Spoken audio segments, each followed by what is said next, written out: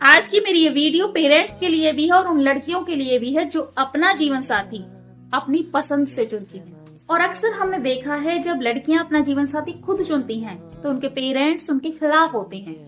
Parents का अक्सर ये कहना होता है कि लड़की ने हमारी नाक कटा दी, क्योंकि पेरेंट्स को लगता है कि उसका जीवन साथी चुनने का कॉपीराइट केवल पेरेंट्स को था। क्यों?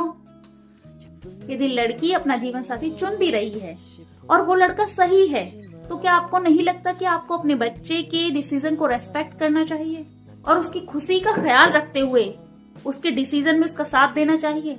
और अक्सर जब लड़कियां लव मैरिज करने के बाद परेशान होती हैं, तो सोसाइटी में लोग कहते हैं इसने खुद जीवन साथी चुना था, ये इसी लायक है। तो क्या अरेंज मैरिज करने वाली सारी लड़कियां खुश रहती हैं? जब लड़कियां अरेंज मैरिज करती हैं और वो परेशान रहती हैं, तो माँ बाप अक्सर कह देते हैं कि तेरी किस्मत में ही लिखा था, हमने तो सब कुछ सही देखा था। तो जब लड़की अपना जीवन साथी खुद चुनती है और उसके बाद यदि वो अपनी शादी में परेशान है, दुखी है, तो तब भी तो माँ बाप ये कहकर उसे तसल्ली दे सकते हैं कि बेटा तूने तो सही डिसीजन लिया था, बाकी तेरी किस्मत में ही ये सब लिखा था।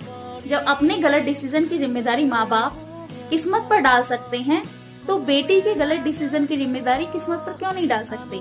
दूसरा, लड़कियों को भी चाहिए कि वो यदि कोई डिसीजन ले रही हैं, तो सबसे पहले देखें कि वो लड़का सही हो।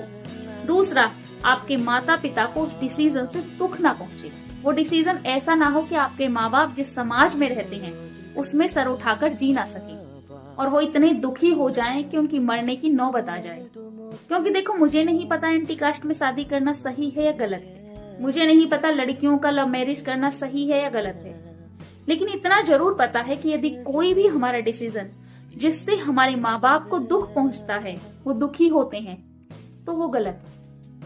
कोई भी फैसला यदि हम ले रहे हैं जिससे हमारे पेरेंट्स को दुख पहुंच रहा है, तो वो गलत है और वो केवल और केवल हमारा स्वार्थ हो सकता है, इससे ज्यादा कुछ नहीं। क्योंकि किसी और को, स्पेशली पेरेंट्स को दुख पहुंचाकर अपनी खुशी चुनना केवल एक स्वार्थ ही हो सकता है।